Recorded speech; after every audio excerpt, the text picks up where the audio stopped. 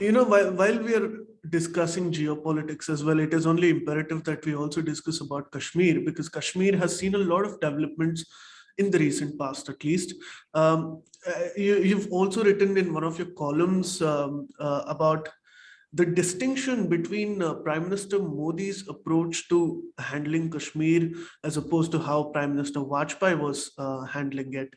What differentiates the both of them? Well, I mean, we all know now the late Atal Bihari ji had coined that doctrine which said Insaniyat, Jhamooriyat, and Kashmiriyat. And of course, the former Prime Minister was talking about the three pillars that would define his Kashmir policy. And those would be humanity, democracy, and syncretism.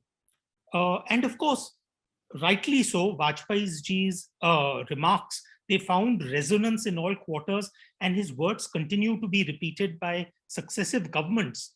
But unfortunately, I don't know, somehow I feel that they were more idealistic than pragmatic or real.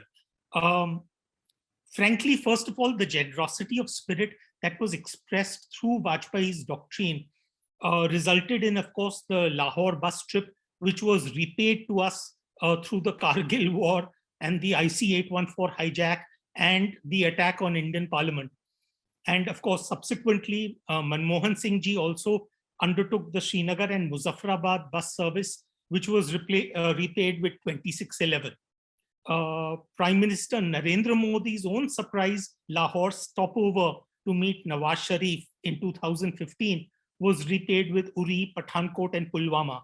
So should we ask ourselves whether the doctrine which was proposed by Vajpayee ji was realistic?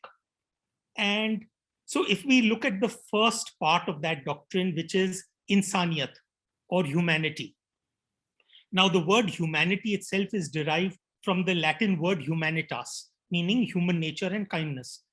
But Insaniyat has been missing from the region for a long, long time. Some estimates indicate that around 60,000 people have died from 1989 to 2020 during this insurgency. But the numbers, the quantitative stuff, masks the horror of each death.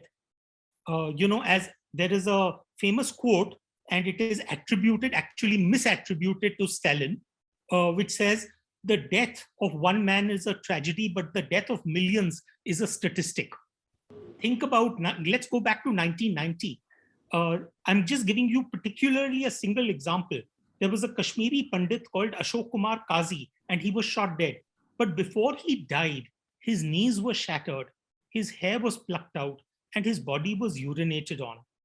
As recently as 2017, an Indian police officer, Muhammad Ayub Pandit, was lynched by a mob of 200 people outside the Jamia Masjid. He was stripped naked and beaten with stones and iron rods. His body was recovered in a mutilated state. So the question we need to ask ourselves is, where is Insaniyat to be found in this insanity? It is more insanity than Insaniyat. Then let's take up the next pillar of Vajpayee ji's doctrine, which is Jhamooriyat. Now, the word Jhamooriyat is actually from the Ottoman Turkish word, which is Jhamooriyat. That means a republic or a democracy. Now, of course, we love to be reminded by certain people that India had a commitment to a Kashmiri plebiscite, but they conveniently omit mentioning that the so-called UN Resolution 47 required that Pakistan withdraw all its nationals as a precondition, which was a withdrawal that never happened. And the funny thing, and this really strikes me as odd, the very politicians who are now crying hoarse about the so-called murder of democracy through the repeal of Article 370 and the downgrading of the state to a union territory were content to rig the J&K Legislative Assembly elections in cahoots with Delhi on multiple occasions in the past. And remember also that prior to the repeal of Article 370, the Valmiki community was resigned to a life of sweeping and sanitation. They were denied permanent residence, voting rights, access to higher education or government jobs. So the question that you have to ask yourself is, were the Valmikis not entitled to Jhamooriyat also? So that leaves us with the final pillar, which is Kashmiriyat, implying a supposed tradition of communal harmony and religious syncretism in the region. But what happened a few months ago? I mean, I'm going to mention a few names that I remember: Makhanlal Bindru, Supinder Kaur, Virinder Paswan, Deepak Chand. These were all Hindu targets being killed. It reminds one eerily of the 1990s, in which hit lists of Kashmiri Pandits were being circulated while local newspaper ads were exhorting the community to either leave or to convert to Islam. Where was Kashmiriyat hiding when threatening slogans from the loudspeakers of mosques forced thousands of Pandits to flee their homes? Of around 75,000 Kashmiri Pandit families, more than 70,000 fled in those 2 years between 1990 and 92 alone. But the process, frankly, did not start in the 1990s or in 1989. As far back as 1931, anti-Hindu sentiments had been whipped up, leading to the region's first major riot. It was done to destabilize Maharaja Hari Singh's Dogra monarchy, and the beneficiary of that polarization was Sheikh Abdullah. So looking at today's Muslim majority Kashmir Valley, it is easy to forget that Kashmir was part of the Maurya Empire and then the Kushan Empire before falling to the Huns and then the Karakotas, the Utpalas and the Loharas. One forgets that the land derived its name from the goddess Kashmira and the sage Kashyap. One forgets that it was a thriving Buddhist and Shaivite culture until Sikandar Shah decided to forcibly Islamize it. There is an often repeated opinion that the problems of Kashmir are related to the decline of tolerant Sufi traditions and the rise of intolerant Salafism. But these observers obscure one very important fact, Sharan.